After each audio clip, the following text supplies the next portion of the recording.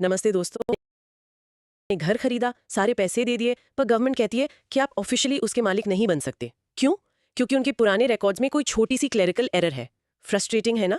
तो क्या आप जानते हैं कि सुप्रीम कोर्ट ऑफ इंडिया ने हाल ही में एक ऐसे इशू पर हमारे लैंड रिकॉर्ड मेस को फिक्स करने के लिए ब्लॉकचेन जैसी फ्यूचरिस्टिक टेक का सुझाव दिया है। सो कूल ना? आज हम ऐसे ही टन्स ऑफ फैसिनेटिंग स्टोरीज को अनपैक करने वाले हैं। अगर आप इंडिया कैसे काम करता है ये समझने के लिए फ्रंट रो सीट चाहते हैं तो वो सब्सक्राइब बटन अभी दबा दीजिए, because you don't want to miss this. Absolutely. आज की डिस्कशन एक मैसिव लर्निंग मैप है जो डीप रिवीजन के लिए डिजाइन की गई है। तो अपने नोट्स तैयार रखें। हम शुरुआत करेंगे सुप्रीम कोर्ट की उसकी प्रॉपर्टी राइट्स रूलिंग से। फिर हम सवाल करेंगे कि हिस्ट्री कैसे लिखी जाती है। उसके बाद हम हरियाणा के village commons, climate resilient agriculture, Aravalli hills के कंजर्वेशन चैलेंजेस से लेकर एक काउंटरफीट रेबीज वैक्सीन क्राइसिस तक सब कुछ एक्सप्लोर करेंगे। And that's just the beginning. हम एयरपोर्ट प्राइवेटाइजेशन, एसिड अटैक्स पर इंडिया कहां स्टैंड करता है और वेनेजुएला और पाकिस्तान में चल रही पॉलिटिकल उथल-पुथल को भी कवर करेंगे। Will dive into the new nuclear energy bill, satellites, space से ग्राउंड वाटर का वजन कैसे माप सकते हैं, इंडिया का स्किलिंग गैप और एज ऑफ कंसेंट को कम करने पर चल रही डिबेट पर भी। बेसिकली ये अल्टीमेट डीप डाइव है।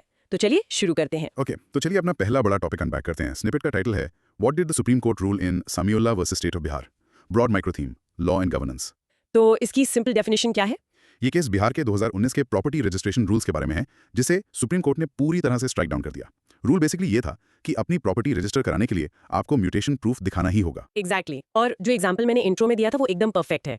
इमेजिन कीजिए आपने अपनी लाइफ सेविंग्स एक प्रॉपर्टी में इन्वेस्ट की। आपके पास सेल डीड है, सब कुछ हो गया है, लेकिन आप उसे गवर्नमेंट के साथ रजिस्टर नहीं करवा पा रहे हैं, सिर्फ इसलिए क्योंकि म्यूटेशन रिकॉर्ड जो गवर्नमेंट का अपना इंटरनल रिकॉर्ड है वो अपडेट नहीं हुआ है। ये जजमेंट सीधे उसी डेडलॉक को एड्रेस करता है। बिल्कुल।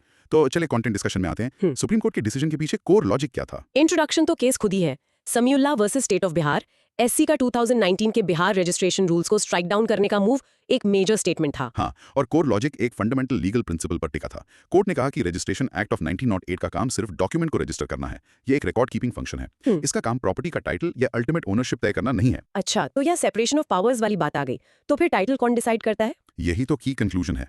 कोर्ट ने क्लैरिफाई किया कि ओनरशिप डिसाइड करना सिविल कोर्ट्स का काम है। सारे एविडेंस एग्जामिन करने के बाद बिहार गवर्नमेंट म्यूटेशन को एक प्री कंडीशन बनाकर इफेक्टिवली एक रजिस्ट्रेशन ऑफिसर को टाइटल डिसाइड करने की पावर दे रही थी, जो उसकी पावर के बाहर है। और यहीं पर वो क्रिटिकल लीगल टर्म आता है जो कोर्ट ने यूज किया, अल्ट्रा वायरस। अल्ट्रा वायरस, इसका मतलब बियॉन्ड लीगल पावर है ना? एग्जैक्टली। स्टेट गवर्नमेंट ने अपनी अथॉरिटी ओवरस्टेप की थी और एक ऐसा रूल बनाया था जो सिटीजन के कॉन्स्टिट्यूशनल राइट टू प्रॉपर्टी को इन्फ्रिंज कर रहा था। ये तो सुपर इंटरेस्टिंग है, लेकिन मैंने सुना है इसमें एक टेक एंगल भी था। हाँ, और यहीं पर ये मामला द सुप्रीम कोर्ट ने सिर्फ लॉ को स्ट्राइक डाउन नहीं किया, उन्होंने एक सॉल्यूशन भी ऑफर किया। उन्होंने tamper proof transparent land records बनाने के लिए ब्लॉकचेन टेक्नोलॉजी यूज करने का सुझाव दिया। उन्होंने आंध्र प्रदेश के पायलट प्रोजेक्ट का एग्जाम्पल भी दिया। वाह! और दूसरे स्टेट्स के बारे में कुछ? बिल्कुल। कोर्ट ने कर्नाटका के भूमि और केवेरी प्रोजेक्ट्स की भी तारीफ की, क्योंकि वो लैंड राइट्स को रजिस्ट्रेशन के साथ सक्सेसफुली लिंक करते हैं। यूपीएससी सीएससी के लिए ये गोल्ड माइन है।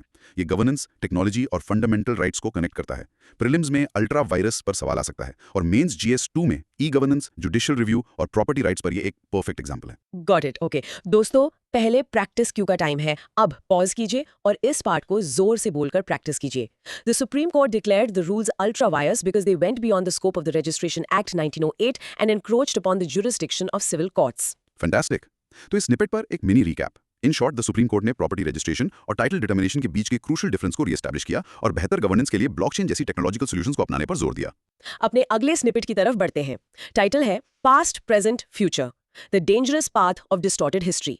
Broad micro theme, history and culture. तो ये किस बारे में? बेसिकली ये हिस्टोरियोग्राफी पर फोकस करता है, मतलब हिस्ट्री को कैसे लिखा जाता है उसका स्टडी और इसके पावरफुल पॉलिटिकल इम्प्लीकेशंस पर।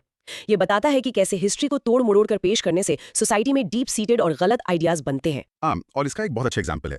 हम सब ने स्कूल में आर्यन इन्वेजन थियोरी के बारे में पढ़ा था। उसे एक फैक्ट की तरह पेश किया गया था। लेकिन अब दशकों की रिसर्च बताती है कि वो सदियों तक चला एक कॉम्प्लेक्स माइग्रेशन था, कोई सिंगल इन्वेजन नहीं। ये दिखाता है कि हिस्टोरियोग्राफी या हिस्ट्री लिखने का तरीका स्टैटिक नहीं है, ये इवॉल्व होता है।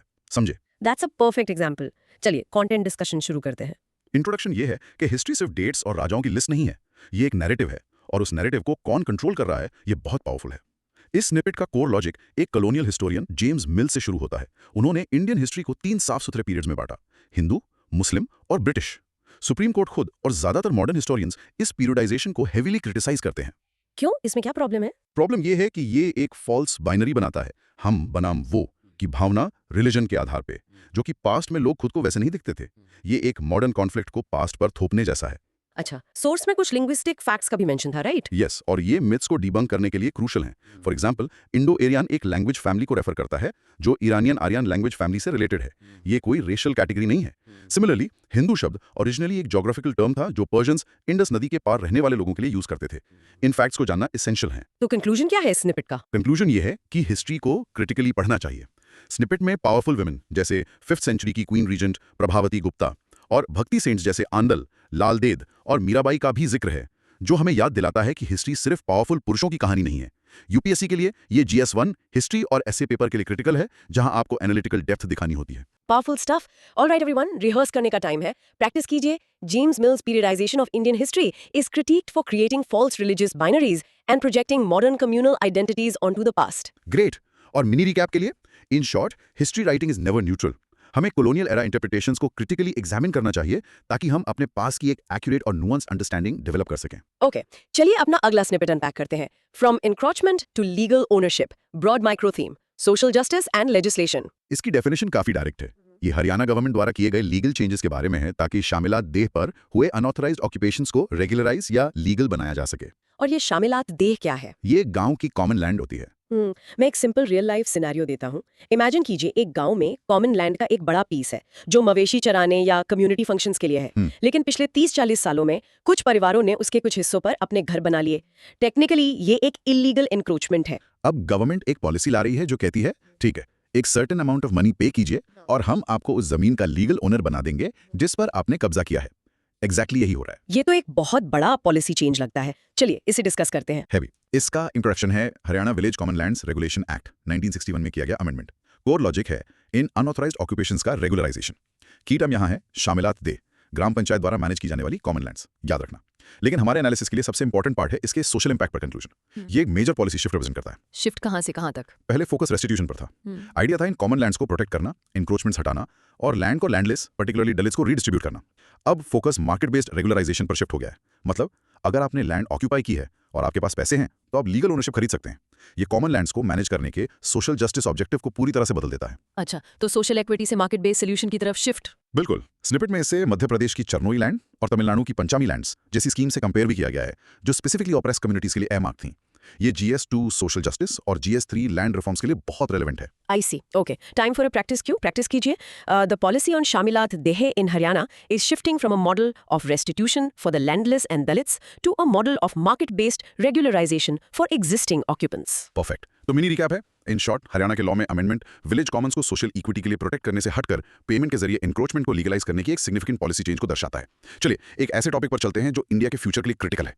Why does India need climate resilient agriculture? Broad micro theme, environment and technology. Simple terms में क्लाइमेट रेजिलिएंट एग्रीकल्चर या CRA का मतलब है फार्मिंग की ऐसी टेक्निक्स अपनाना जो क्लाइमेट चेंज के शॉक्स जैसे एक्सट्रीम हीट, ड्राउट्स और फ्लड्स को झेल सकें। और बायोटेक्नोलॉजीज में एक बहुत बड़ा रोल प्ले करती है। फॉर एग्जाम्पल, कई ट्रेडिशनल गेहूं की वैरायटीज ग्रेन फिलिंग स्टेज के दौरान अचानक हीट वेव आने पर पूरी तरह से डिस्ट्रॉय हो जाती हैं। CRA में फॉर इंस्टेंस एक हीट टॉलरेंट गेहूं की वैरायटी डेवलप करना शामिल होगा जो जीनोम एडिटिंग का यूज करके बनाई गई हो और हाई टेम्परेचर में भी अच्छी यील्ड दे सके। ये क्लाइमेट अनसर्टेनिटी के खिलाफ एक बफर बनाने के बारे में है। A great example. चलिए कंटेंट में डाइव करते हैं। इंट्रोडक्शन ये है कि क्लाइमेट चेंज अब फ्यूचर का खतरा नहीं है, ये एक प्रेजेंट रियलिटी है और इंडियन एग्रीकल्चर फ्रंट लाइन पर है। CRA हमारी शील्ड है। कोर लॉजिक इसकी डेफिनेशन से शुरू होता है। CRA बायो फर्टिलाइजर्स और जीनोम एडिटिंग जैसे बायोटेक टूल्स का यूज करता है ताकि केमिकल इनपुट्स पर डिपेंडेंसी कम हो और क्रॉप्स अडेप्ट कर सकें। अब एक स्टैट जो आपको याद रखना चाहिए, इंडिया का 51% नेट सोन एरिया रेनफेड है जो हमारे फूड का लगभग 40% प्रोड्यूस करता है। इसका मतलब है हमारी फूड सिक्योरिटी मॉनसून पर बहुत ज्यादा वल्नरेबल है। तो गवर्नमेंट इसके बारे में क्या कर रही है? कोई मेजर स्कीम्स है? यस। इस एनालिसिस का कंक्लूजन पॉलिसी रिस्पॉन्स की ओर इशारा करता है। 2 मेजर स्कीम्स हैं, national innovations in climate resilient agriculture जिसे ICAR ने 2011 में लॉन्च किया था और national mission for sustainable agriculture. Furthermore, government की bio E3 policy that's biotechnology for economy, environment and employment CRA को एक की प्रायोरिटी एरिया मानती है। इसमें यूज हो रही टेक्नोलॉजी में AI driven analytics, precision irrigation जैसे ड्रिप सिस्टम्स और of course climate smart crop varieties develop करना शामिल है। This is a super hot topic for GS3 on agriculture, environment and SNT। Got it. Okay team, अगली के लिए तैयार। Rehearse कीजिए। Climate resilient agriculture uses biotechnology and AI driven analytics to make Indian agriculture, of which 51% is rain fed, more resilient to climate shocks like droughts and floods. Well said. और mini recap. In short, climate resilient agriculture is absolutely crucial for India's food security. leveraging technology to adapt our largely rain-fed farming system to the harsh realities of climate change. Next up एक environmental issue जो literally हमारे national capital के backyard में है। Title है the Aravalli question faces the brunt of India's fondness for strategic exemptions, broad micro theme, environment and law. The definition. ये snippet Aravalli hills के massive conservation challenges के बारे में है, जहां क्लेवर लीगल डेफिनेशंस और स्ट्रेटेजिक एग्जेम्पशंस जैसी चीजें माइनिंग और कंस्ट्रक्शन के दरवाजे खोल रही हैं। इसका एग्जाम्पल एक क्लासिक केस है कि कैसे एक लूप होल किसी लॉ के पर्पस को डिफीट कर सकता है। इमेजिन कीजिए, एक लॉ कहता है ऑल प्राइमरी फॉरेस्ट सब प्रोटेक्टेड, लेकिन फिर गवर्नमेंट एक क्लॉज ऐड करती है except for strategic national security projects near border areas. Suddenly इस स्ट्रेटेजिक लूप होल को vast tracts of forest clear करने के लिए यूज किया जा सकता है, ऐसे प्रोजेक्ट्स के लिए जो शायद स्ट्रिक्टली डिफेंस के लिए ना हो। अरावलीज के साथ कुछ ऐसा ही हो रहा है। This sounds dangerous. चलिए कोर्ट लॉजिक को अनपैक करते हैं। प्रॉब्लम का इंट्रोडक्शन नवंबर 2025 की एक सुप्रीम कोर्ट रूलिंग है। कोर्ट ने अरावली हिल्स को ऐसे लैंडफॉर्म्स के रूप में डिफाइन किया जो लोकल ग्राउंड से कम 100 मीटर्स ऊंचे हों। क्रिटिक्स ने तुरंत कहा कि ये डेफिनेशन हजारों छोटी हिल्स, फुट हिल्स और उन पर लगे स्क्रब फॉरेस्ट जो इकोलॉजिकली वाइटल हैं को कंप्लीटली अनप्रोटेक्टेड छोड़ देती हैं।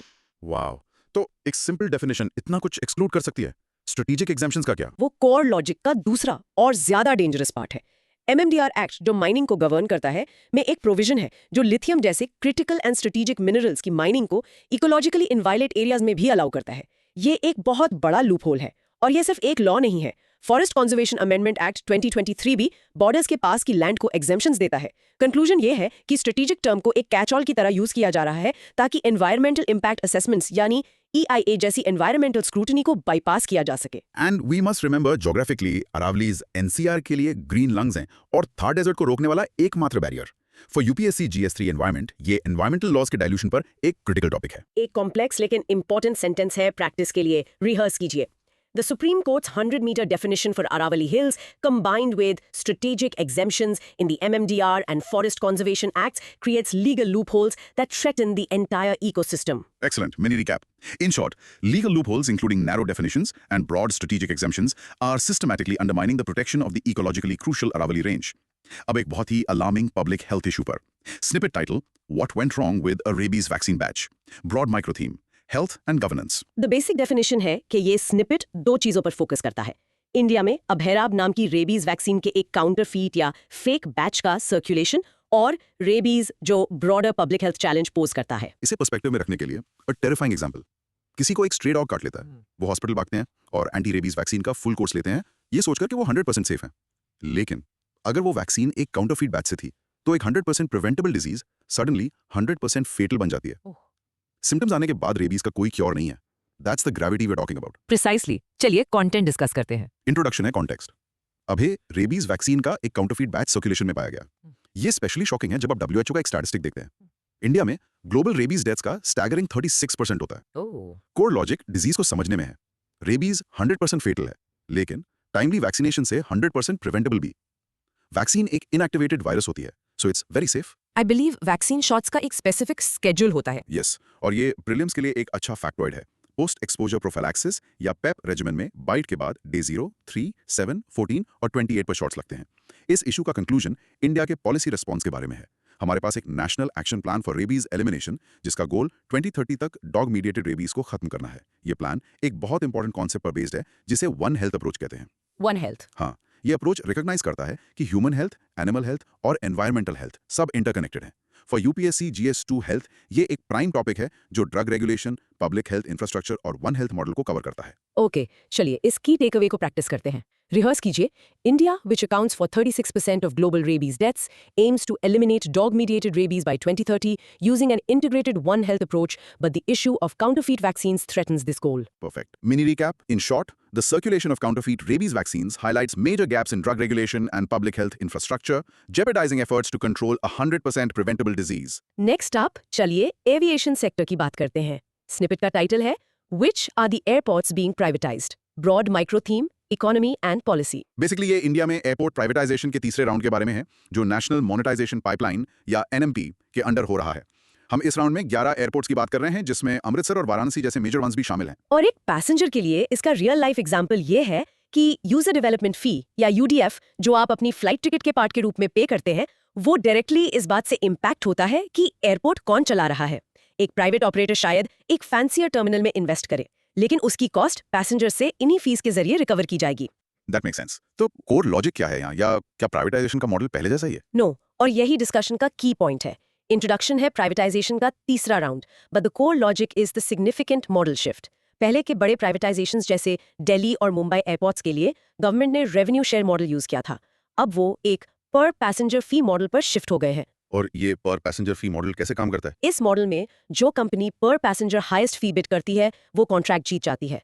अदानी ग्रुप ने रीसेंट बिड्स में ज्यादातर इसी मॉडल के अंडर जीते हैं। और इन फीस को कौन रेगुलेट करता है ताकि एक्सेसिव ना हो जाए? वो EER, the airports economic regulatory authority का काम है। वो टैरिफ्स डिटरमिन करते हैं। ओवरऑल कंक्लूजन ये है कि इंडिया इस पॉलिसी को अग्रेसिवली पुश कर रहा है 5 साल में 50 नए एयरपोर्ट्स बनाने के अपने गोल के पार्ट के रूप में, ताकि वो वर्ल्ड की थर्ड लार्जेस्ट एविएशन मार्केट के रूप में अपनी पोजीशन सीमेंट कर सके। For UPSC GS3, NMP, different PPP models और AAR जैसे रेगुलेटर्स का रोल समझना बहुत इंपॉर्टेंट है। ओके, चलिए इस मॉडल शिफ्ट को क्लियर करते हैं। प्रैक्टिस कीजिए। The third round of airport privatization under the national monetization pipeline marks a shift to a per passenger fee model, moving away from the earlier revenue share model used for Delhi and Mumbai. Excellent. Or mini recap. In short, India is aggressively privatizing its airports using a new fee-based model to fund massive expansion in its already third largest aviation market. ये अगला topic एक बहुत मुश्किल लेकिन जरूरी है। Snippet पूछता है, Where does India stand on asset attacks?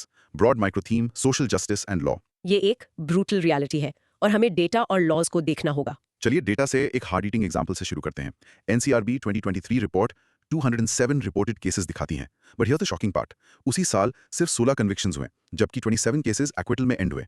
इसका मतलब है कि एसिड अटैक के लिए कन्विक्ट होने से ज्यादा लाइकली है कि आप छूट जाएं।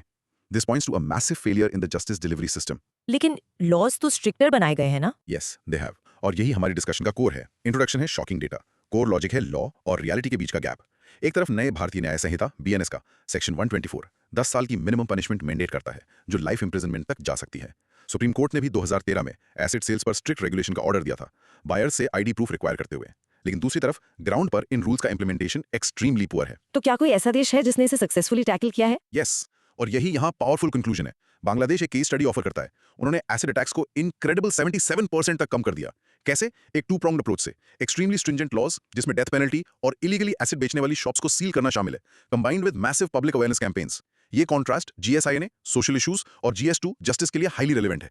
ये लॉ मेकिंग और लॉ एनफोर्समेंट के बीच के डिफरेंस का एक क्लासिक एग्जांपल है। ये कंपैरिजन की है। ओके एवरीवन, चलिए इसे प्रैक्टिस करते हैं। रिहर्स कीजिए। Despite stringent laws like section 124 of the BNS, India's low conviction rate for acid attacks contrasts sharply with Bangladesh's success, which reduced such crimes by 97% through strict enforcement and awareness. Perfect. Mini recap. In short, India has strong laws against acid attacks on paper, but poor implementation and low conviction rate remain major challenges, unlike Bangladesh, where strict enforcement has produced dramatic results. Okay चलिए gears completely shift करते हैं और south America चलते हैं। Snippet का title है the uncertainty after Maduro. Broad micro theme, international relations. Context यहाँ hypothetical है, लेकिन एक major geopolitical event. Venezuelan president Nicolas Maduro को US ने ड्रग ट्रैफिकिंग और नार्को टेररिज्म के चार्जेस पर अप्रहेंड कर लिया है। फर्स्ट चलिए ज्योग्राफी सही कर लेते हैं। वेनेजुएला साउथ अमेरिका में एक मेजर ऑयल प्रोड्यूसिंग कंट्री है, जो कोलंबिया, ब्राजील और गयाना के साथ बॉर्डर्स शेयर करती है। ऐसा इवेंट रीजन में शॉकवेव्स भेज देगा और US फॉरेन पॉलिसी के लिए एक बहुत बड़ा टेस्ट बन जाएगा। इमेजिन कीजिए एक ऑयल रिच नेशन का लीडर सडनली एक सुपर पावर द्वारा अरेस्ट कर लिया जाता है।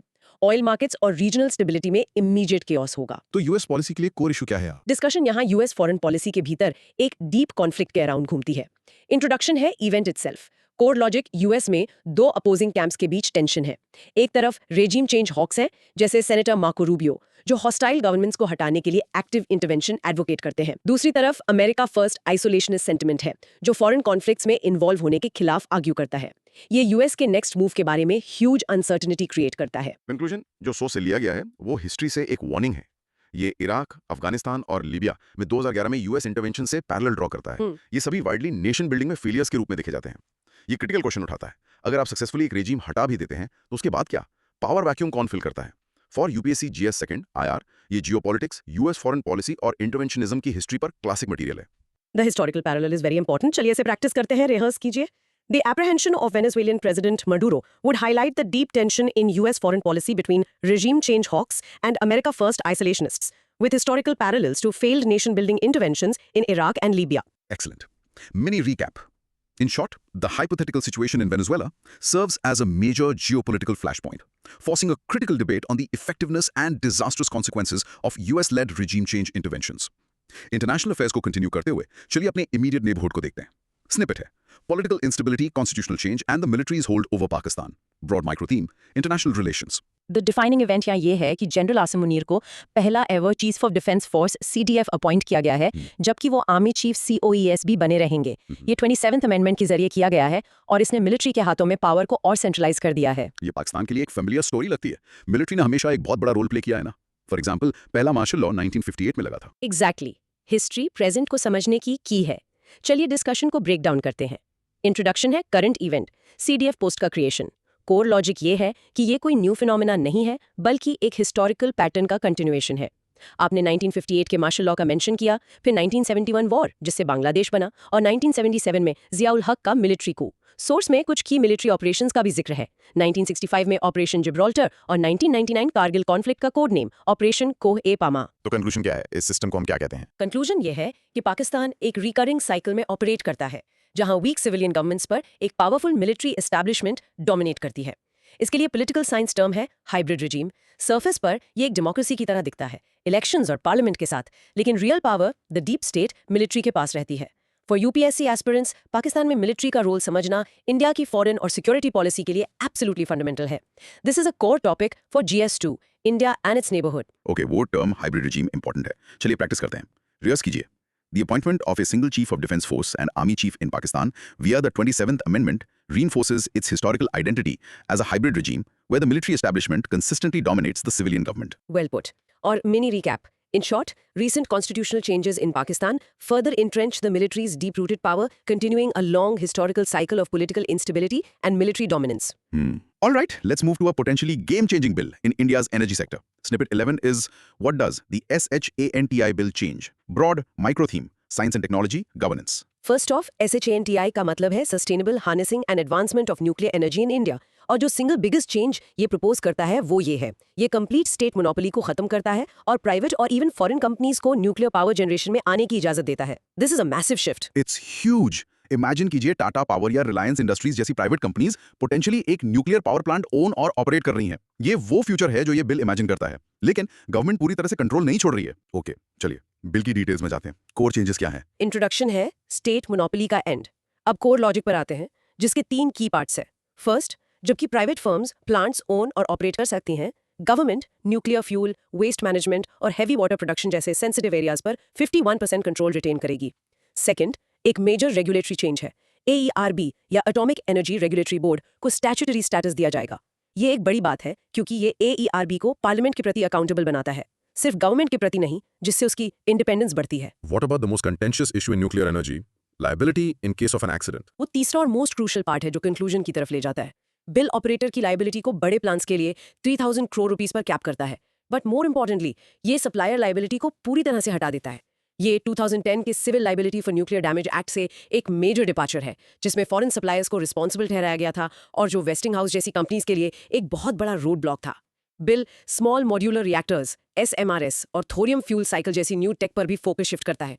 For UPSC GS3 Energy S&T, this is a red hot topic. This is a complex bill with many moving parts. चलिए समरी प्रैक्टिस करते हैं। रिहर्स कीजिए।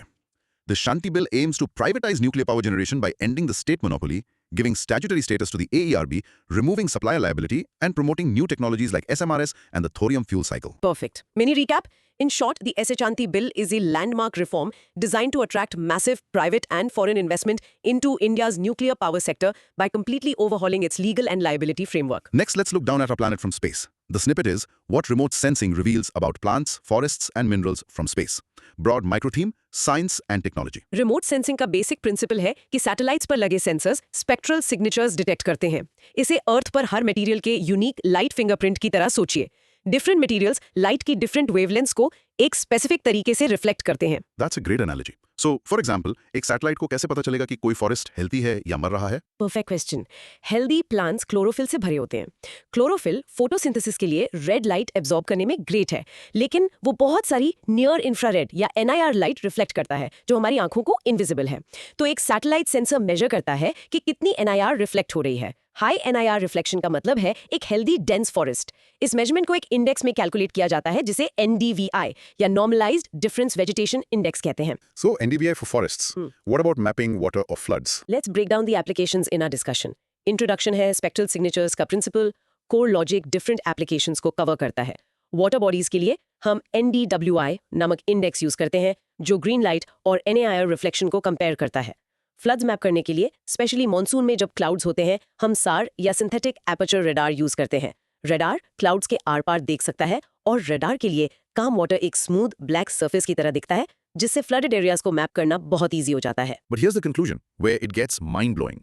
Remote sensing surface के नीचे भी देख सकता है, indirectly. Hyperspectral sensors हाइड्रोकार्बन्स के माइक्रो सीपेज से सॉइल और प्लांट्स में हुए टाइनी चेंजेस को डिटेक्ट कर सकते हैं, जो ऑयल रिजर्व्स इंडिकेट करता है। और फिर है GRAC मिशन, जो अर्थ की ग्रेविटी में टाइनी वेरिएशंस का यूज करके एक्चुअली स्पेस से ग्राउंड वाटर की अमाउंट को वे करता है। For GS3 S&T, understanding these principles and applications is key. Space से पानी को वे करना जस्ट इनक्रेडिबल है। ओके, चलिए इसे प्रैक्टिस करते हैं। रिहर्स कीजिए। Remote sensing uses spectral signatures. For example, NDI uses near infrared light to measure vegetation health. SAR penetrates clouds to map floods, and the GRAC mission measures groundwater using gravity anomalies. Fantastic. Mini recap. In short, remote sensing technology allows us to monitor Earth's health, resources, and disasters from space by analyzing the unique light fingerprints of different materials. Let's talk about a topic that affects millions of young Indians, jobs and skills. The snippet is Rethinking India's Skilling Outcomes, broad micro-theme, economy, social issues. और data यहाँ really worrying है। India की entire workforce का सिर्फ 4.1% formally trend है। जरा सोचिए, comparison के लिए कई यूरोपियन कंट्रीज में ये 70% से ज्यादा है। We have a massive gap. A simple example is this. हमारे पास millions of electricians, plumbers और construction workers हैं, लेकिन बहुत कम के पास एक फॉर्मल सर्टिफिकेट है जो उनके स्किल्स की क्वालिटी गारंटी करता हो। इससे उन्हें बेहतर जॉब्स या हायर वेजेस मिलना हार्ड हो जाता है। तो गवर्नमेंट ने क्या किया है और क्या वो काम कर रहा है? That's the main discussion point. Introduction है stark data, a 4.1% skilled workforce. Core logic है गवर्नमेंट के रिस्पॉन्स को एनालाइज करना। गवर्नमेंट ने ह्यूज स्कीम्स लॉन्च की हैं। सबसे बड़ी है PMKVY, द प्रधानमंत्री कौशल विकास योजना, जिसने 1.4 करोड़ से ज्यादा लोगों को ट्रेन किया है। अप्रेंटिसशिप्स के लिए NAPS और हमारे ITIs को मॉडर्नाइज करने के लिए PM सेतु भी है। बट द कंक्लूजन और सोर्स में मेन क्रिटिक आउटकम के बारे में है। सेक्टर स्किल काउंसिल्स या SSCs इस ट्रेनिंग को इंडस्ट्री की एक्चुअल नीड से लिंक करने के लिए बनाए गए थे। हाउएवर, वो एम्प्लॉयबिलिटी इंश्योर करने में लार्जली फेल हुए हैं। What do you mean by that? अगर आपके पास सर्टिफिकेट है तो जॉब मिलनी चाहिए ना? That's the problem. वो जो सर्टिफिकेशंस प्रोवाइड करते हैं उनमें अक्सर इंडस्ट्री सिग्नलिंग वैल्यू की कमी होती है। मतलब कंपनीज रियली ट्रस्ट नहीं करती कि एक PMKVY सर्टिफिकेट होल्डर व्यक्ति के पास रिक्वायर्ड स्किल्स हैं, तो वो अभी भी अपने ओन चैनल से हायर करना प्रेफर करती हैं। This is a critical issue of human resource development for GS3. The demographic dividend we proudly talk about can become a demographic disaster if our youth are unemployable. The signaling value part is key. चलिए इसे practice करते हैं। Rehearse कीजिए। Despite massive schemes like PMKVY, India's skilling ecosystem struggles because only 4.1% of the workforce is formally trained, and certifications from sector skill councils often lack the industry signaling value needed for employment. Very well articulated. Mini recap. In short, India faces a monumental skilling gap. And despite huge government schemes, the focus must urgently shift from just giving out certificates to ensuring the skills taught are relevant and trusted by the industry. Next, a look into the future of what things are made of. Snippet 14 asks, what are biomaterials and how do they work? Broad micro-theme, science and technology, environment. In simple terms, ये वो materials हैं जो biological renewable sources जैसे plant से derive होते हैं, ना कि फॉसिल फ्यूल्स जैसे पेट्रोलियम से। फॉर एग्जाम्पल, कॉर्न स्टार्च से PLA नामक प्लास्टिक लाइक मटेरियल बनाना या शुगर केन से बॉटल्स के लिए bio PET banana. So it's like making plastic without using oil. क्या ये सभी बायो मटेरियल सेम है? Good question, they are not. Content discussion इन्हें दो मेन टाइप्स में ब्रेक करती है।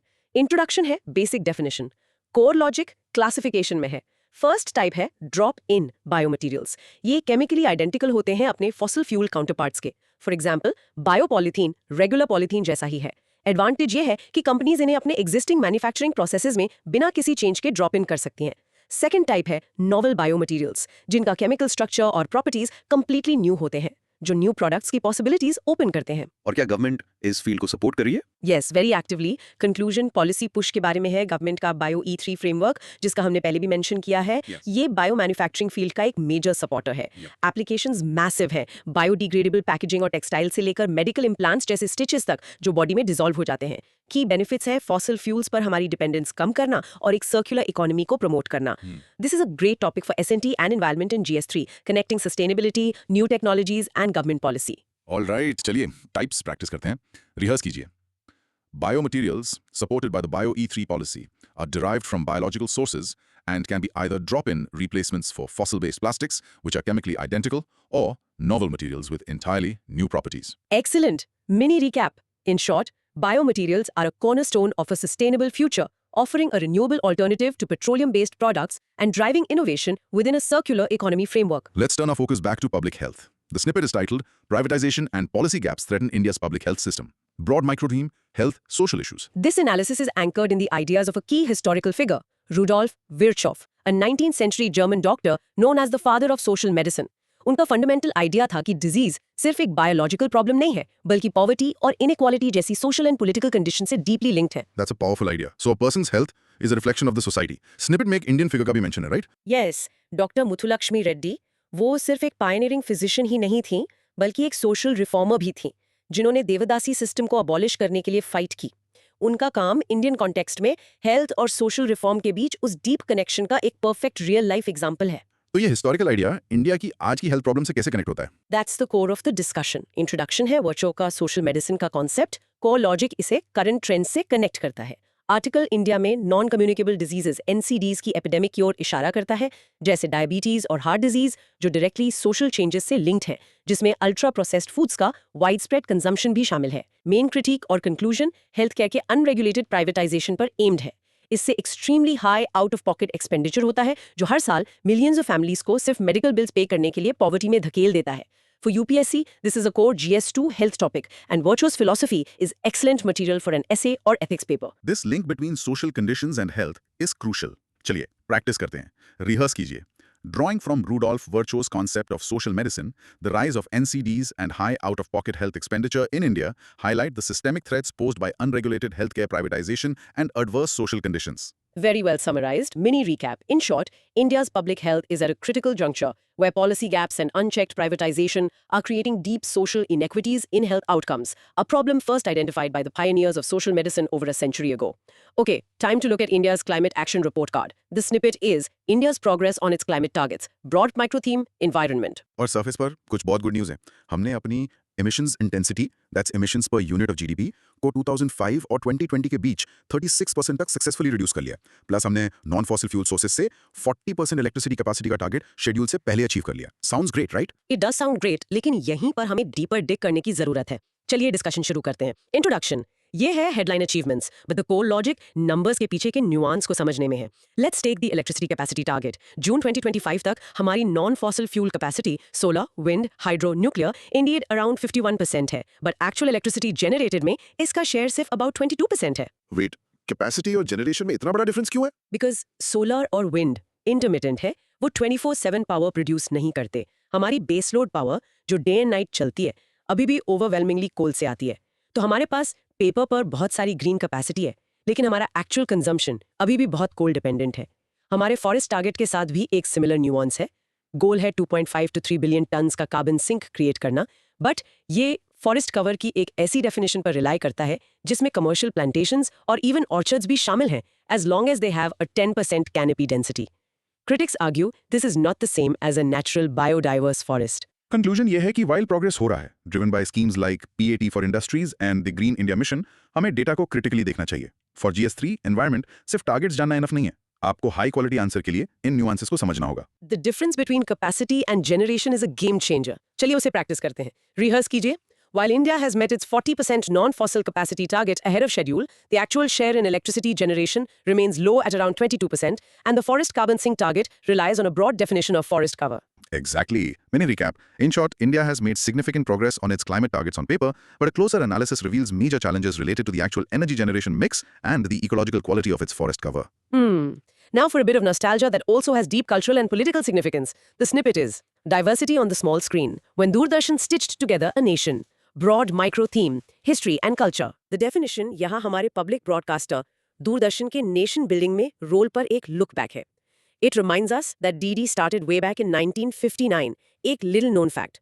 All India Radio का नाम आकाशवाणी रविंद्रनाथ टैगोर की एक पोएम से इंस्पायर्ड था. I remember watching shows like Ramayana, Mahabharat और Chitrahaar with the entire neighborhood. Millions of people के लिए, especially private channel से पहले, दूरदर्शन ही rest of India के लिए एकमात्र विंडो था. That was its real power. That's a perfect example of its role. चलिए की इवेंट्स डिस्कस करते हैं. इंट्रोडक्शन है हमारे पब्लिक ब्रॉडकास्टर की long history. Core logic 2 watershed moments को हाईलाइट करता है। फर्स्ट, 1982 एशियन गेम्स जो दिल्ली में हुए थे। This event marked the beginning of colour television in India, a revolutionary moment for the Indian visual experience. Second, Doordarshan ने live election coverage Pioneer की, democratic process को लोगों के लिविंग रूम्स में पहली बार लाते हुए। So it was a tool for creating a shared national experience. Yes, और वो गवर्नेंस पर्सपेक्टिव से कंक्लूजन है। प्रसार भारती एक्ट के बारे में जानना इंपॉर्टेंट है। ये वो लॉ है जो हमारे पब्लिक ब्रॉडकास्टर्स, दूरदर्शन और ऑल इंडिया रेडियो दोनों की ऑटोनॉमी एस्टैब्लिश करता है। वाइल ये एक सॉफ्ट टॉपिक लग सकता है, ये GS1 कल्चर और नेशनल इंटीग्रेशन या डेमोक्रेसी में मीडिया के रोल पर एसेस के लिए बहुत रेलेवेंट है। It shows how a state run entity can play a powerful positive role in shaping a national identity. This is a lovely trip down memory lane. चलिए ये line practice करते हैं, rehearse कीजिए। Doordarshan, governed by the Prasar Bharati Act, played a crucial nation-building role, particularly with the introduction of color TV during the 1982 Asian Games, creating a shared cultural experience for millions. Well said. Mini recap. In short, Doordarshan, as India's sole public broadcaster for decades, was a powerful and unifying force for national integration, introducing a diverse nation to a shared cultural and political landscape. और इसी के साथ साथ वो education का भी part बन गया, वो तो अलग बात है। From the small screen of our homes to the vast frontier of space. This snippet is ISRO and the next big challenge. Broad micro theme, science and technology. Let's start with a quick recap of ISRO's incredible recent run. हमारे पास historic Chandrayaan 3 landing on the lunar south pole थी। Aditya L1 successfully अपने 16 Lagrange point पर place हुआ। और NSAR, NASA के साथ jointly बनाया जा रहा Advanced Radar Satellite. What a spectacular series of achievements. It's truly a golden age for ISRO. Now let's discuss what lies ahead. Introduction है ये string of successes. Core logic future के बारे में है. What's next? First, Gaganyaan, India का maiden human space flight mission.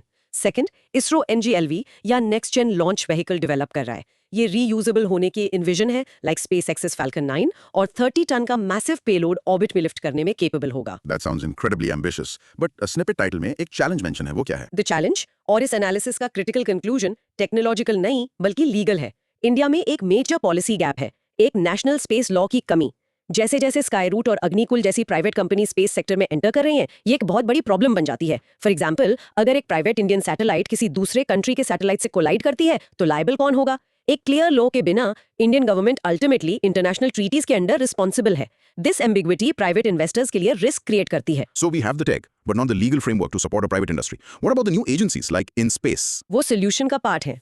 IN space private players को authorise और promote करने के लिए सिंगल विंडो एजेंसी है और NSIL इसरो की सर्विसेज को मार्केट करने के लिए कमर्शियल आर्म है। बट वो ओवरआर्चिंग लीगल फ्रेमवर्क क्रिएट नहीं कर सकते। उसके लिए पार्लियामेंट का एक एक्ट चाहिए। For GS3 S&T this is a prime topic. ISRO's future plans are important, but the need for a national space law is a critical policy gap that could be a mains question. Okay, this legal gap is the main point. चलिए practice करते हैं, rehearse कीजिए। While ISRO is making huge strides with missions like Gaganyaan and developing the reusable NGLV, the absence of a national space law creates liability ambiguity for the growing private space sector, a gap that regulatory bodies like InSpace cannot fully address. But for India's private space sector to truly take off, a comprehensive national space law is urgently needed to provide regulatory clarity and manage liability. Okay, all right. A quick one from the world of cinema.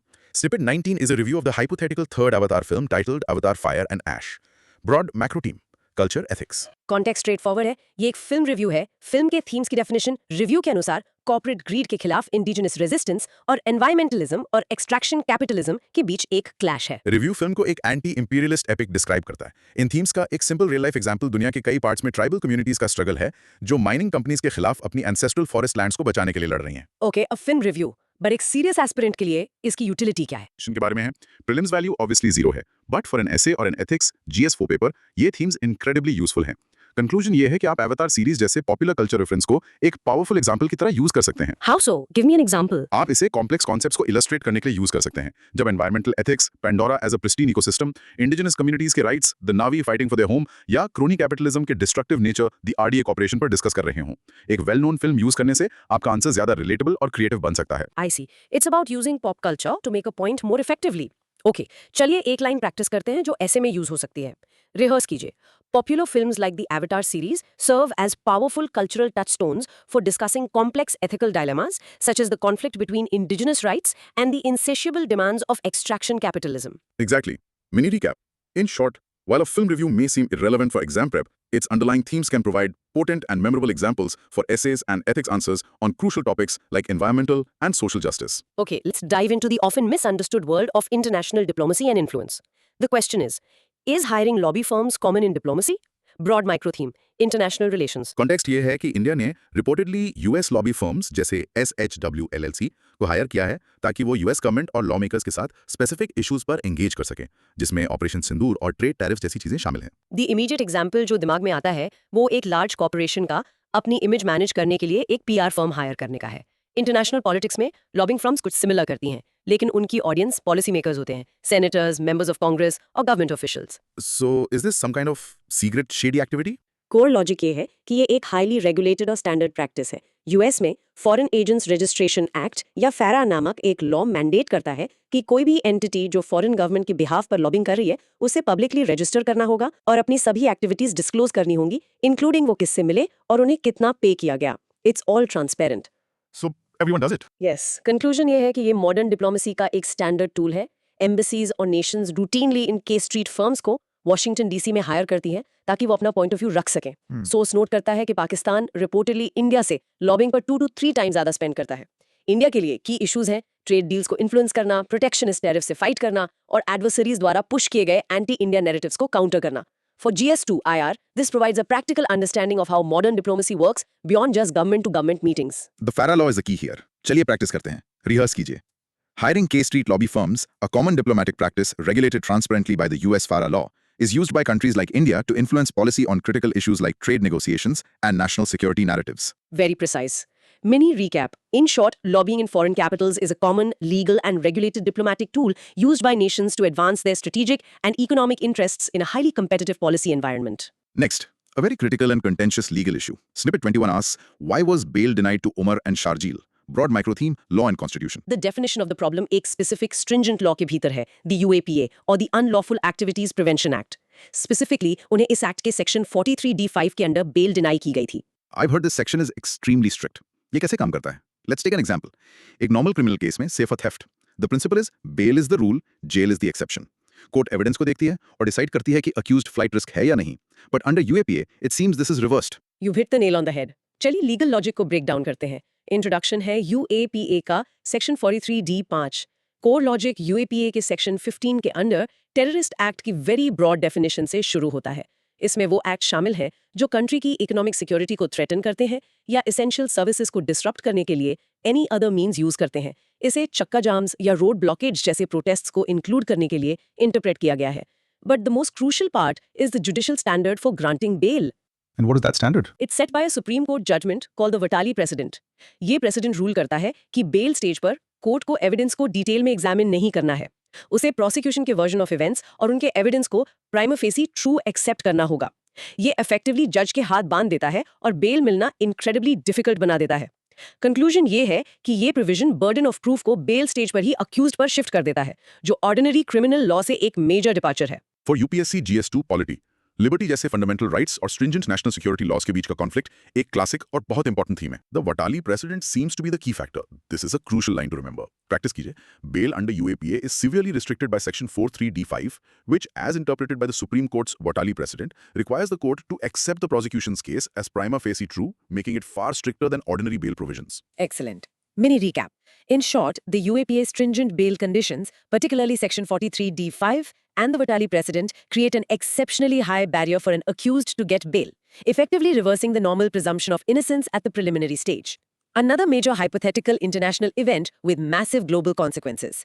The snippet asks, how will the US exit affect climate action? Broad micro theme, environment, international relations. The event we are analyzing is a hypothetical one, जहां US president एक executive order sign करके country को UNFCCC, जो main UN climate convention है, और IPCC, जो climate reports provide करने वाली साइंटिफिक बॉडी है, दोनों से विड्रॉ कर लेते हैं। This would be a cataclysmic event for global climate efforts. मैं एक सिंपल एनालॉजी देती हूँ। इमेजिन कीजिए एक टीम का वर्ल्ड्स रिचेस्ट और most powerful player suddenly team छोड़ देता है, अपना शेयर पे करना बंद कर देता है और पब्लिकली कोच की स्ट्रैटेजी पर सवाल उठाना भी शुरू कर देता है। पूरी टीम का मोरल और फंक्शन करने की एबिलिटी कोलैप्स हो जाएगी। That paints a very clear picture. So, specific impacts क्या होंगे? Let's break down the discussion into 3 parts. Introduction है, US का hypothetical withdrawal, core logic, multifold impact के बारे में है। First, the political impact. US officially Paris Agreement framework से बाहर हो जाएगा। वो annual conference of parties, COP में अपनी negotiating seat खो देगा। वो एक sometimes reluctant leader से complete outsider बन जाएगा, पूरे global agreement को undermine करते हुए। Second, the financial impact. This would be a massive blow to climate finance. Green climate fund GCF और ग्लोबल एनवायरनमेंट फैसिलिटी GEF जैसे की फंड्स जो डेवलपिंग कंट्रीज को क्लाइमेट चेंज अडॉप्ट करने में हेल्प करते हैं, यूएस कंट्रीब्यूशंस पर हेवीली डिपेंड करते हैं। क्लाइमेट एक्शन के लिए हर साल $100 बिलियन रेस करने का ग्लोबल टारगेट वर्चुअली इम्पॉसिबल हो जाएगा। Finally the conclusion is about the scientific impact. IPCC से एग्जिट करना क्लाइमेट चेंज पर ग्लोबल साइंटिफिक कंसेंसस पर एक अटैक होगा। इसका मतलब यह भी होगा कि वर्ल्ड इन क्रूशियल असेसमेंट्स में thousands of top American scientist का कंट्रीब्यूशन खो देगा। For GS3 environment and GS2 IR, this is a major topic covering global governance, climate finance and the role of science in policy making. The financial part is huge. Okay, चलिए इन impacts की summary practice करते हैं। Rehearse कीजिए। A hypothetical US exit from the UNFCCC and IPCC would severely disrupt global climate action by jeopardizing climate finance goals like the $100 billion fund, weakening the political framework of the Paris Agreement, and undermining the IPCC's global scientific consensus. Well summarized. Let me recap. In short, a US withdrawal from key global climate bodies would threaten to derail decades of progress by creating catastrophic gaps in leadership, finance, and scientific collaboration. Now for a very complex and socially sensitive debate in India. Snippet 23 asks, should the age of consent be lowered? Broad microtheme, social justice law. First, let's define the current legal position. The POCSO Act of 2012, which stands for Protection of Children from Sexual Offences, एक child को 18 साल से नीचे के किसी भी व्यक्ति के रूप में डिफाइन करता है। इस एक्ट का सेक्शन 19 18 से नीचे के व्यक्ति को इन्वॉल्व करने वाली किसी भी सेक्सुअल एक्टिविटी को रिपोर्ट करना मैंडेटरी बनाता है, regardless of consent. Okay, so the law is clear. Below 18 is a child and any sexual act is a crime. तो कॉन्फ्लिक्ट या डिबेट कहां से अराइज होता है? The conflict is an unintended consequence of a 2013 law. Here's a real life example. दो teenagers, say a 16-year-old boy and a 17-year-old girl, एक consensual relationship में हैं। अगर गर्ल के पेरेंट्स डिसअप्रूव करते हैं तो वो बॉय के खिलाफ पॉक्सो केस फाइल कर सकते हैं और उसे लॉ के अंडर एक रेपिस्ट की तरह ट्रीट किया जाएगा, even though the relationship was consensual. Thousands of such cases are clogging our legal system. That's a serious issue. So legal debate का कोर क्या है? The discussion starts with the introduction of the POSCO Act's strict definition. Debate का core logic 2013 के criminal law amendment act से stem होता है, जिसने Indian penal code में एज ऑफ कंसेंट को 16 से 18 कर दिया था ताकि उसे पॉस्को के साथ अलाइन किया जा सके। अनइंटेंडेड रिजल्ट है कंसेंशुअल एडोलेसेंट रोमांस का क्रिमिनलाइजेशन। कंक्लूजन एक डीप डिसएग्रीमेंट की ओर इशारा करता है लीगल एक्सपर्ट्स के बीच। जस्टिस वर्मा कमेटी ने एक्चुअली एज ऑफ कंसेंट को 16 पर रखने की रेकमेंड की थी। However, लॉ कमीशन की 283rd रिपोर्ट ने इसे लोअर करने का अपोज किया। डर था कि इसे अब्यूजर्स को प्रोटेक्ट करने के लिए मिसयूज किया जा सकता है। स्निपेट में एक यूजफुल टर्म भी इंट्रोड्यूस किया गया है, रोमियो जूलियट क्लॉजेस। ये कुछ वेस्टर्न कंट्रीज में लीगल प्रोविजंस हैं जो क्लोज इन एज टीनेजर्स को सीरियस सेक्सुअल ऑफेंस चार्जेस से एग्जेम्प्ट करते हैं। This is a classic GS2 social justice topic. Sent in India centers on the conflict between the POCSO Act's strict age limit of 18 and the reality of consensual adolescent relationships, which are often criminalized, leading some to suggest solutions like Romeo-Juliet clauses. Very good. Mini recap. In short, the uniform age of consent at 18 has inadvertently criminalized teenage relationships, sparking a critical debate on whether the law should be more nuanced to distinguish between abuse and consensual adolescent activity. From land laws to the high seas, Snippet 24 is on India's maritime policy, how it has evolved, broad microtheme, history, security. The history here is absolutely fascinating. Source, ancient Chola dynasty को उनकी powerful navy के लिए nautical tigers कहता है। इसमें Marathas naval prowess और ancient Indo-Arab trade routes का भी mention है, जो हमें याद दिलाता है कि इंडिया एक new maritime power नहीं बल्कि एक returning one है। Exactly. This historical context is the introduction to our discussion. For centuries, the Indian Ocean was our domain. इस स्निपेट का कोर लॉजिक रीसेंट ईयर्स में हमारी थिंकिंग में हुए मेजर स्ट्रेटेजिक शिफ्ट के बारे में है। इंडिपेंडेंस के बाद लंबे समय तक हम इंडियन ओशन को एक स्पेस ऑफ ट्रांजिट के रूप में देखते थे, सिर्फ शिप्स के पास थ्रू करने के लिए एक वाटरवे। अब हम इसे एक प्लेस ऑफ सेटलमेंट के रूप में देखने लगे हैं, एक strategic area of vital interest जहां हमारी एक परमानेंट और डोमिनेंट प्रेजेंस होनी चाहिए। So what does this shift mean in practice for the Indian Navy? It has completely redefined the Navy's role. Indian navy अब रीजन में एक नेट सिक्योरिटी प्रोवाइडर के रूप में पोजिशनड है।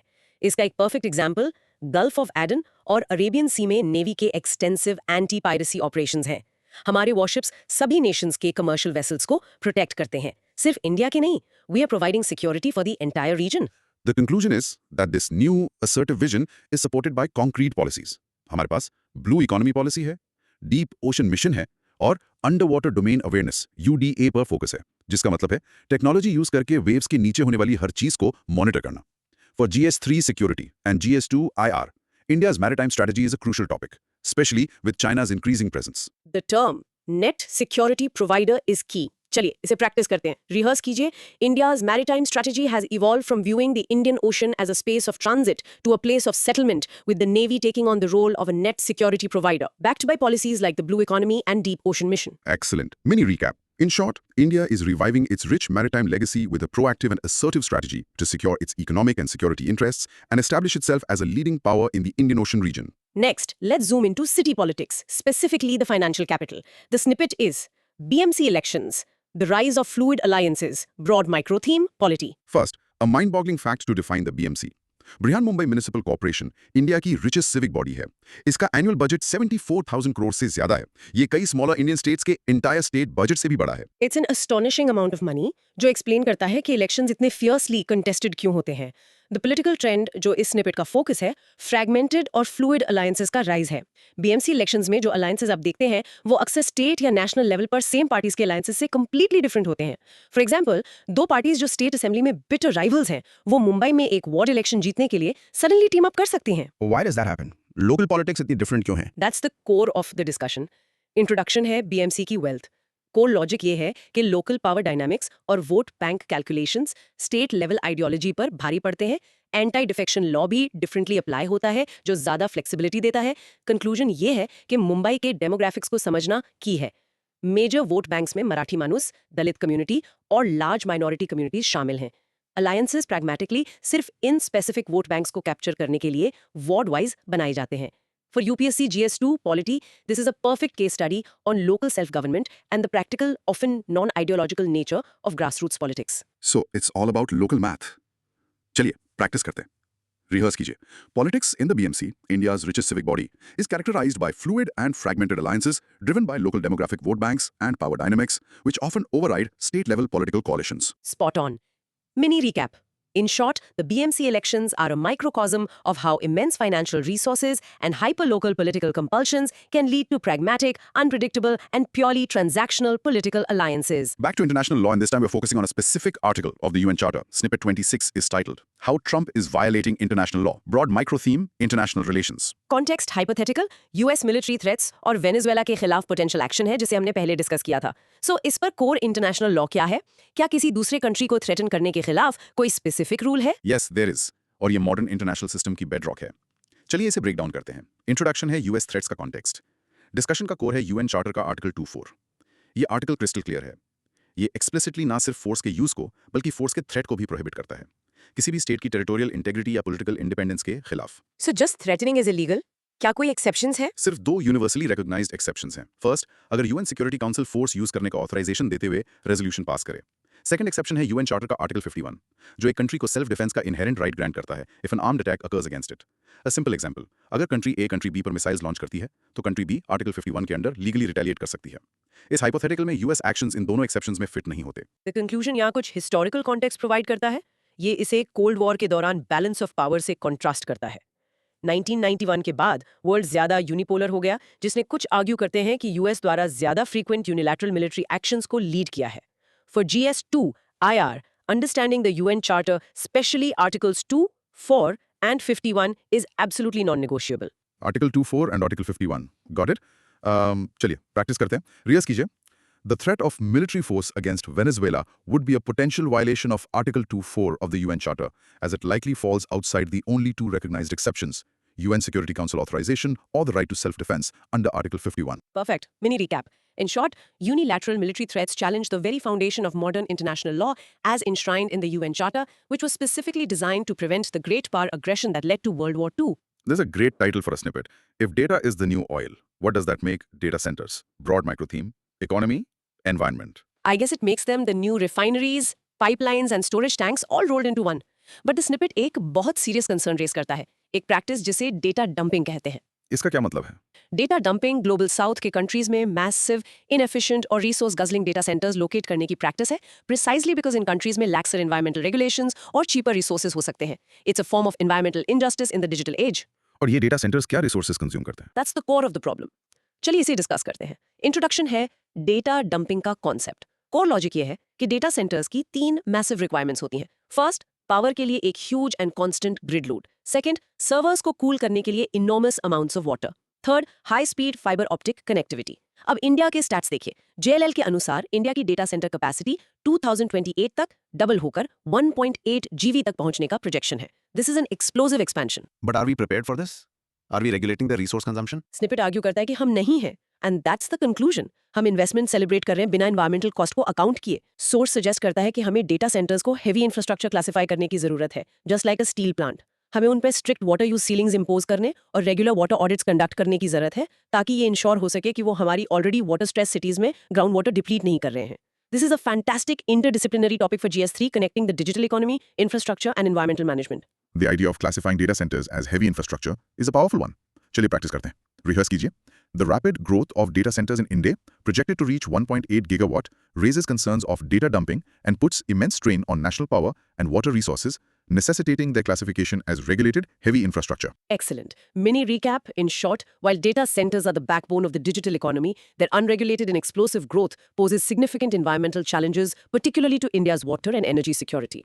Next up, a major tech controversy. Snippet 28 पूछता है, is the government seeking phone's source code? Broad micro theme, S&T governance. The issue is that government bodies, specifically the Department of Telecom, DOT, and MeitY, reportedly smartphone manufacturers जैसे Apple और Samsung से security testing के लिए अपना proprietary source code disclose करने के लिए कह रही हैं। तो source code का एक simple example क्या है? इसे एक सॉफ्टवेयर की सीक्रेट रेसिपी की तरह सोचिए। Apple जैसी कंपनी के लिए iOS सोर्स कोड दुनिया में उसके मोस्ट वैल्यूएबल और क्लोजली गार्डेड सीक्रेट्स में से एक है।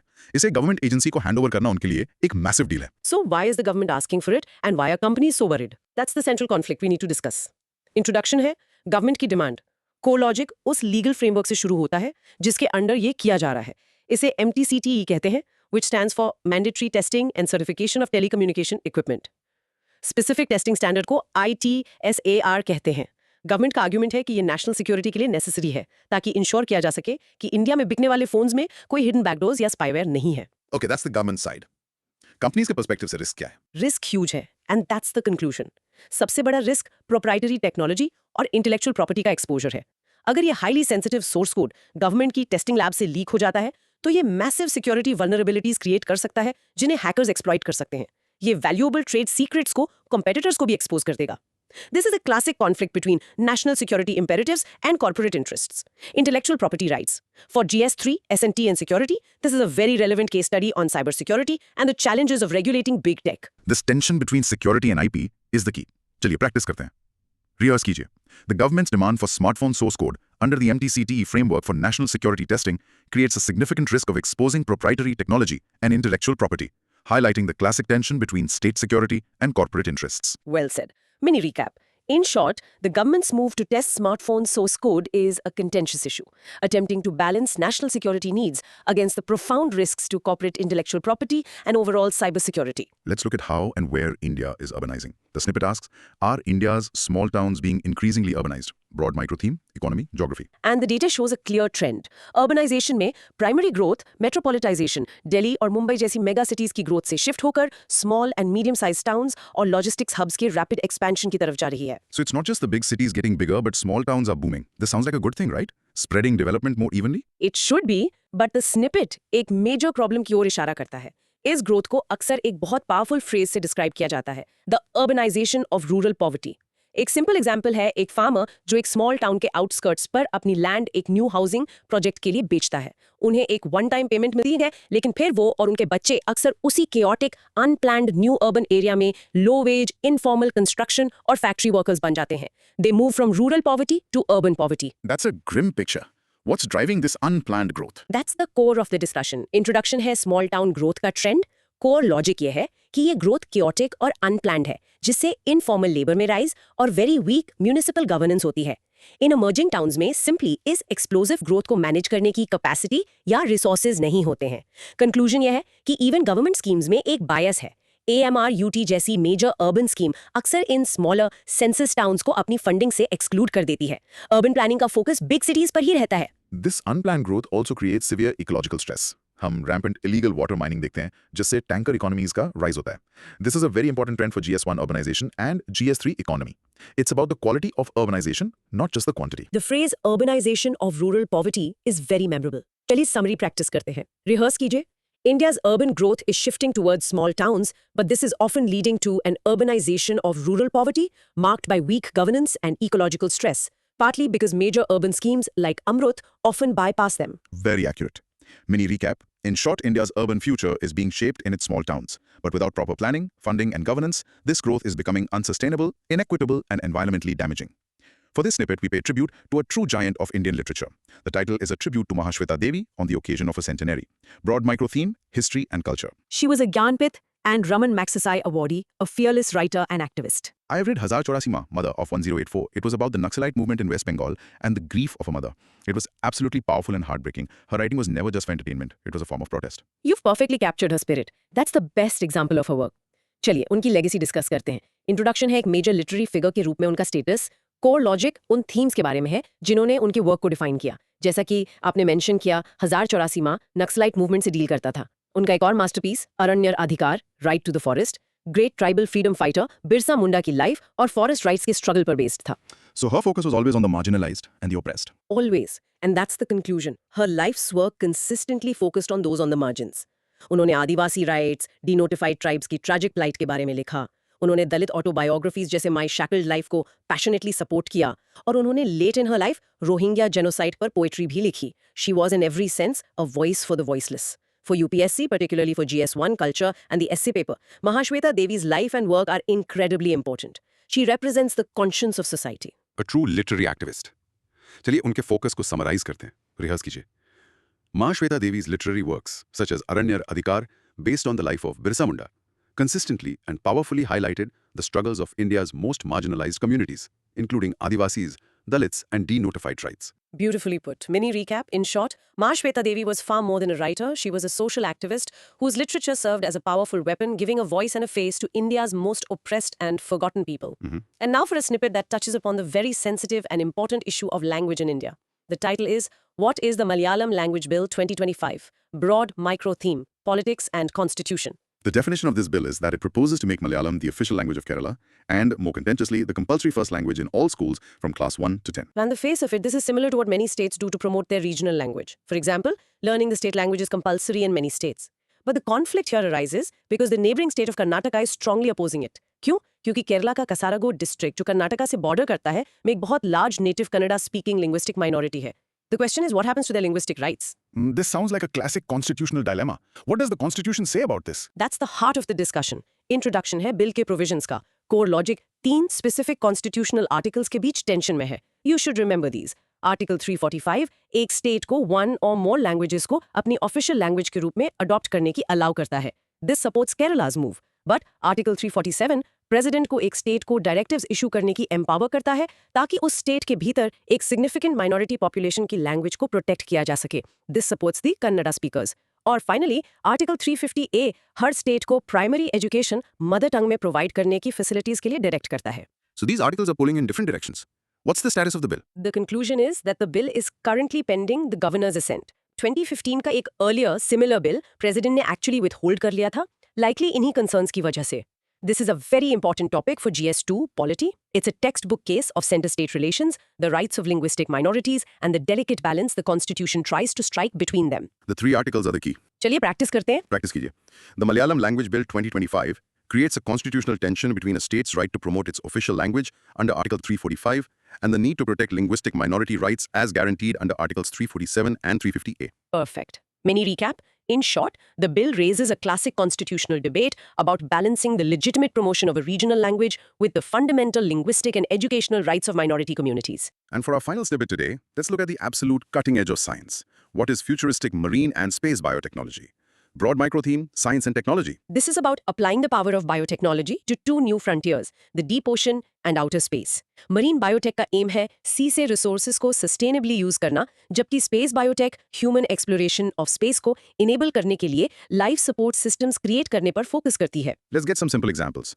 Marine biotech के लिए एक common example है कौन सा seaweed से agar, जो labs में use होने वाला jelly-like substance है, या alginates, जो food industry में thickness के रूप में use होते हैं, extract करना. And for space biotech, the classic sci-fi example है मार्स की एक long journey पर एक spaceship की microgravity में food grow करने के तरीके खोजना. Those are perfect examples. Now let's dive into the core logic. Introduction है ये 2 new frontiers. मरीन बायोटेक के लिए कोर लॉजिक ये है कि इंडिया की डीप ओशन मिशन और ब्रॉडर ब्लू इकोनॉमी पॉलिसी का एक की कंपोनेंट है। इसमें यूनिक मरीन ऑर्गेनिज्म से न्यू बायो एक्टिव कंपाउंड्स की प्रोस्पेक्टिंग शामिल है, जो न्यू मेडिसिन को लीड कर सकते हैं, साथ ही लार्ज स्केल सीवीड फार्मिंग को एक सस्टेनेबल लाइवलीहुड के रूप में प्रमोट करना। और एक बार फिर इसे सपोर्ट करने वाली ओवरआर्चिंग गवर्नमेंट पॉलिसी है bio E3 policy. And what about the space biotech side? Space biotech में ISRO एक्टिवली माइक्रोग्रेविटी बायोलॉजी पर काम कर रहा है। That is studying how fundamental biological processes from cell division to plant growth work in a near zero gravity environment. Ultimate goal space में reliable food production और life support systems develop करना है, जो किसी भी लॉन्ग ड्यूरेशन ह्यूमन मिशंस के लिए absolutely essential है, जैसे फ्यूचर मून बेस या Mars mission. The conclusion is about India's immense potential. India के पास एक मैसिव 7,500 किलोमीटर कोस्टलाइन और 2 मिलियन स्क्वायर किलोमीटर का एक्सक्लूसिव इकोनॉमिक जोन यानी कि EEZ है। This offers a treasure trove for marine biotechnology. For UPSC GS3 SNT economy, this is a futuristic and very important topic. Blue economy, deep ocean mission और ISRO's ambitions पर questions highly likely हैं। This is truly exciting stuff. चलिए अपना final piece rehearse करते हैं, practice कीजिए। Futuristic biotechnology in India is focused on 2 key areas: leveraging the blue economy through marine resources and enabling long-duration human spaceflight through space biotechnology, all under the umbrella of the National Bio E3 policy. Fantastic. Mini recap. In short, India is strategically using biotechnology to unlock the immense economic and scientific potential of both its vast marine resources and its ambitious human spaceflight program. Wow, what an incredible journey! Property law और UAPA की complexity से लेकर space में food grow करने तक हमने आज massive amount of ground cover किया है। We certainly have. हमारी पूरी डिस्कशन का ब्रॉड माइक्रो थीम आज था governance, society and future technology. हमने देखा कि लॉ एंड जुडिशियल डिसीजंस जैसे प्रॉपर्टी राइट्स पर समूला केस और UAP बेल इशू सिटीजंस के फंडामेंटल राइट्स को डायरेक्टली इंपैक्ट करते हैं। हमने अरावलीज में और क्लाइमेट चेंज के कारण हमारे फार्मलैंड्स में जल रहे क्रिटिकल एनवायरमेंटल कॉन्फ्लिक्ट्स को समझा और हमने पॉलिसी रिस्पॉन्सेज को एनालाइज किया। हमने acid attacks, massive skilling gap और पब्लिक हेल्थ को प्राइवेटाइज करने के डेंजर्स जैसे डीप रूटेड सोशल इश्यूज पर भी नजर डाली। और फाइनली हमने गवर्नेंस में ब्लॉकचेन, एनर्जी के लिए स्मॉल मॉड्यूलर रिएक्टर्स और मरीन और स्पेस बायोटेक्नोलॉजी के साथ टेक्नोलॉजी के फ्यूचर में झांका और इंडिया की प्रिपेयर्डनेस को एसेस किया। Alright, time for our content probes. ये आपका मेमोराइजेशन गाइड है, थोड़ा सोच लो और डॉट्स कनेक्ट करने की कोशिश कीजिए। 1. क्या आप समूला प्रॉपर्टी केस के अल्ट्रा वायरस लीगल प्रिंसिपल को अरावली फॉरेस्ट लॉज के स्ट्रेटेजिक एग्जेम्पशंस के यूज से लिंक कर सकते हैं? दोनों एग्जिस्टिंग लीगल स्ट्रक्चर्स को बाईपास करने के लिए कैसे यूज होते हैं? 2. जेम्स मिल की कॉलोनियल हिस्टोरियोग्राफी और महाश्वेता देवी की राइटिंग में सबऑल्टन व्यू पॉइंट के पर्सपेक्टिव में फंडामेंटल डिफरेंस क्या है?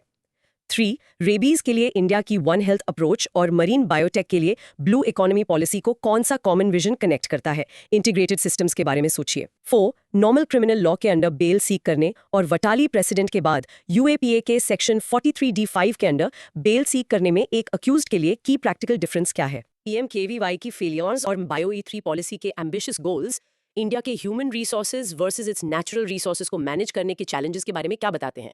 6. अरावली हिल्स और न्यू डेटा सेंटर्स दोनों नेशनल कैपिटल रीजन के लिए massive yet different kinds of resource challenges, water, land, energy कैसे क्रिएट कर रहे हैं? And here is your final challenge for this deep dive. आज हमने जिन गवर्नमेंट स्कीम्स की डिस्कस की उनमें से कोई एक चुनिए, NICRA, PMKVY या अमृत, और लिखिए कि ग्राउंड पर उसके इंप्लीमेंटेशन में आपको क्या लगता है 3 मेन चैलेंजेस क्या हैं। This was a fantastic and incredibly detailed discussion. अगर आप यहाँ तक पहुँचे हैं तो आप एक ट्रू नॉलेज सीकर हैं। हमें कमेंट्स में बताएं कि किस टॉपिक ने आपके मन में सबसे ज्यादा सवाल पैदा किए। And of course for more such comprehensive deep dives designed to make you think, make sure you have subscribe to the channel. हम अगले में मिलेंगे। इमेजिन